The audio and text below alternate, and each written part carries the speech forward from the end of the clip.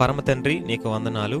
మరొకసారి నీ కృపచేత ఈ ఉదయకాల సమయంలో నీ వాక్యమును మేము ధ్యానిస్తూ ఉండగా ఈ వాక్యము ద్వారా మీరు మాతో మాట్లాడండి. పరిశుద్ధాత్మదేవ, ఈ వాక్యము ద్వారా మా హృదయాలలో నీ క్రియ జరిగించి మా విశ్వాస జీవితాన్ని, మా ఆత్మీయ జీవితాన్ని బలపరచమని మేము ప్రార్థిస్తున్నాం. ఈ వాక్యము మాలో 30దంతలుగా, 60దంతలుగా, 100ంతలుగా ఫలించినట్లుగా మంచి నేలవలే మమ్మల్ని మార్చమని యేసు నామములో అడుగుతున్నాము తండ్రి, ఆమెన్. మన ప్రభువును రక్షకుడునైన యేసుక్రీస్తు నామములో మీ అందరికీ వందనాలు. ఈ సమయంలో దేవుని వాక్యములో నుండి పేతురు రాసిన మొదటి పత్రిక 5వ అధ్యాయం 7వ వచనాన్ని ధ్యానం చేద్దాం. పేతురు రాసిన మొదటి పత్రిక 5వ అధ్యాయం 7వ వచనం. ఆయన మిమ్మును గూర్చి చింతించుచున్నాడు గనుక మీ చింత యావత్తు ఆయన మీద వేయుడి. ఈరోజు మనం చదువుకున్న ఈ వచనము ద్వారా పేతురును మరుగుపరుచుకొని దేవుడు మనకి ఒక విషయాన్ని నేర్పిస్తున్నారు. అది ఏంటి అనంటే, ఆయన మన గురించి చింతించుచున్నాడు గనుక మన చింత యావత్తు ఆయన మీద వెయ్యాలి అని. ఈ లోకములో చింత లేని మానవుడు అనేవాడు ఉండడు.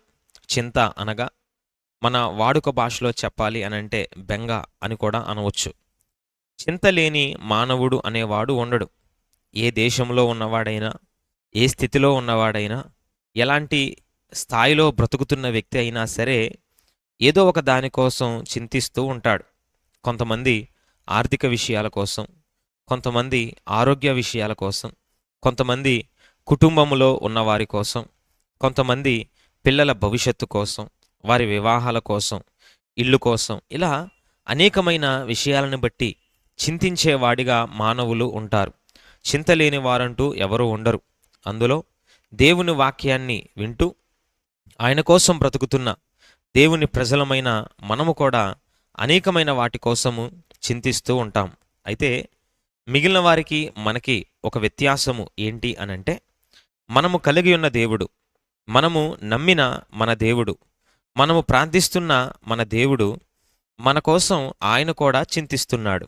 అనగా మనము ఎలాగైతే మన జీవితంలో అనేకమైన విషయాల్లో మార్పు కలగాలని, మనము దీవించబడాలని, మంచి స్థితికి వెళ్ళాలని, మన భవిష్యత్తు ఆశీర్వాదకరంగా ఉండాలని, ఇలాగా మనకి ఏదైతే భారముగా ఉందో అవన్నీ మార్చబడాలని, ఇలాగా వేటి కోసమైతే చింతిస్తున్నామో ఆ పరిస్థితుల్లో దేవుడు మన పట్ల కూడా, ఆయన కూడా చింత కలిగి ఉన్నాడు.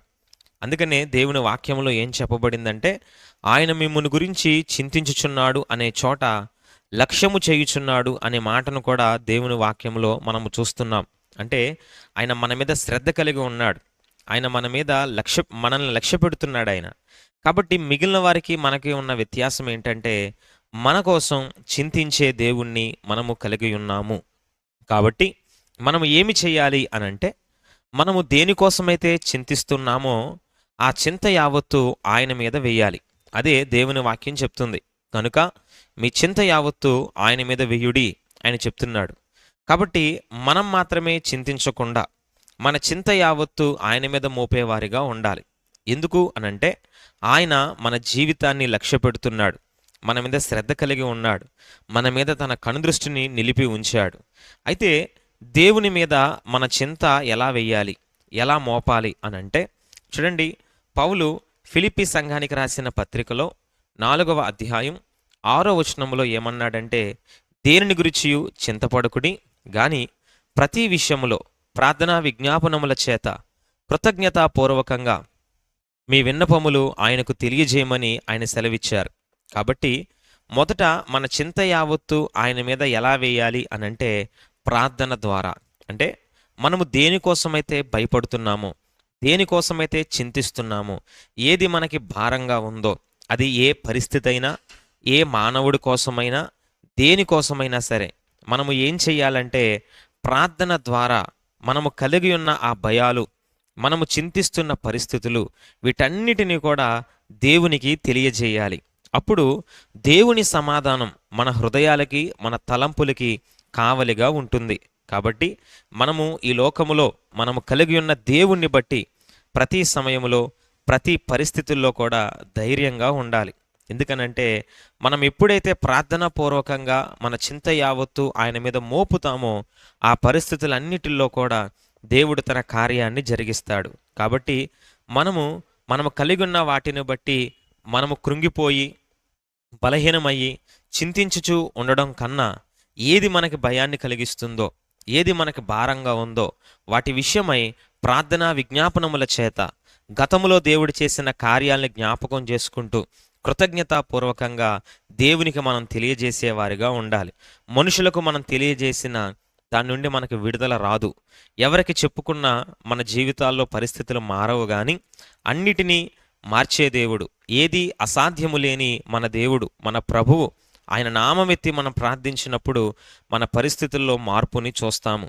అందుకనే మన చింత యావత్తు కూడా ప్రార్థన ద్వారా దేవుని మీద వెయ్యాలి.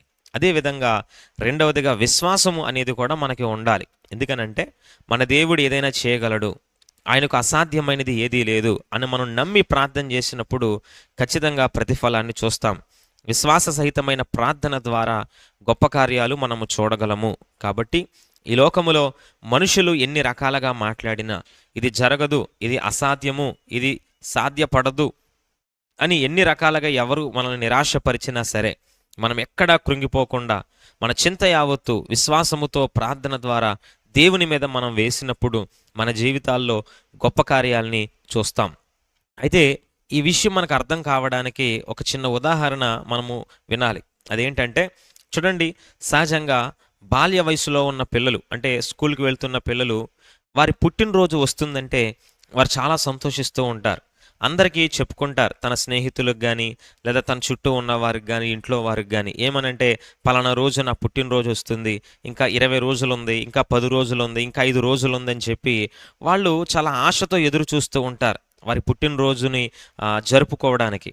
అయితే ఆ పుట్టినరోజు సమీపిస్తూ ఉన్నప్పుడు ఆ పిల్లలు తల్లిదండ్రుల దగ్గరికి వెళ్ళి ఇలా చెప్తారు, నాకు ఈ బట్టలు కావాలి, నాకు ఇన్ని జతల బట్టలు కావాలి, నాకు ఈ వస్తువులు కావాలి, నాకు ఈ చెప్పులు కావాలి, ఈ వాచ్ కావాలి, ఈ సైకిల్ కావాలి, నా పుట్టినరోజుకి గిఫ్ట్కి ఇవన్నీ కావాలని చెప్పి వారు తల్లిదండ్రులను అడుగుతూ ఉంటారు. అయితే వారు ప్రతిరోజు కూడా తల్లిదండ్రులకి జ్ఞాపకం చేస్తారు, నాకు అది కావాలి, ఇది కావాలి, ఎప్పుడు కొంటారని.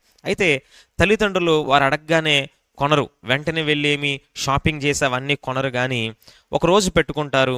ఆ రోజు అవన్నీ కూడా కొని కరెక్ట్గా ఆ పిల్లల యొక్క పుట్టినరోజు వచ్చే సమయానికి వాళ్ళు అడిగిన ప్రతీది కూడా తల్లిదండ్రులు వారికి సమకూరుస్తారు. అంటే పిల్లలుగా వారికి భయం వస్తుంది, లేదంటే ఒక కంగారు అనేది వస్తుంది. ఎలా అని అంటే, నా పుట్టినరోజు దగ్గరకు వచ్చేస్తుంది కదా, మా అమ్మ నాన్న ఇంకా ఏమీ కొనలేదేంటి, ఇంకా షాపింగ్కి తీసుకువెళ్ళలేదేంటని కంగారు పడిపోతూ ఉంటారు. కానీ తల్లిదండ్రులకు తెలుసు, పలానా రోజు పుట్టినరోజు, ఆ రోజుకి మనం వీటన్నిటిని సమకూర్చాలి, ఎప్పుడు వెళ్ళి ఈ షాపింగ్ చేయాలి, ఇవన్నీ ఎప్పుడు కొనాలో వాళ్ళకు ఒక ప్రణాళిక ఉంటుంది. అలాగే దేవుడు కూడా అంతే. మనము కంగారు పడిపోతాం, ప్రభు అది అలాగా, ఇది ఎలాగా, ఇది ఎప్పుడు జరుగుద్ది, అది ఎప్పుడు మారుస్తామని. అయితే దేవుడు మన అవసరాలన్నింటినీ ముందే ఎరిగినవాడు, దేనిని ఎప్పుడు ఎక్కడ ఎలా చేయాలో ఆయనకు బాగా తెలుసు. కాబట్టి పిల్లలుగా మనం ఎంత కంగారు పడిపోతున్నా సరే ఆయన అనుకున్న సమయంలో తగిన కాలం ముందు మన అవసరాలన్నీ తీర్చి మన చింత యావత్తు తొలగించి మన నోటి నిండా నవ్వుని కలగజేసే దేవుడైన. కాబట్టి పిల్లలు కంగారు పడిపోయినా సరే తల్లిదండ్రులు ఎలాగైతే ఆ పుట్టినరోజు సమయానికి అన్నిటిని ఎలా సమకూరుస్తారో మన దేవుడు కూడా ఏ సమయానికి ఏం అవసరమో మన పిల్లలు చదువులకు కానీ, వారి వివాహాలకు కానీ, వారి భవిష్యత్తుకు కానీ, ఇలా మన కుటుంబ అవసరాలు కానీ, ఇలా ఎప్పుడు ఏది అవసరమో వాటన్నిటిని కూడా తీర్చగలిగిన వాడు. ఆయన మీద పూర్తిగా మనం ఆధారపడాలి, మన చింత యావత్తు ఆయన మీద వెయ్యాలి.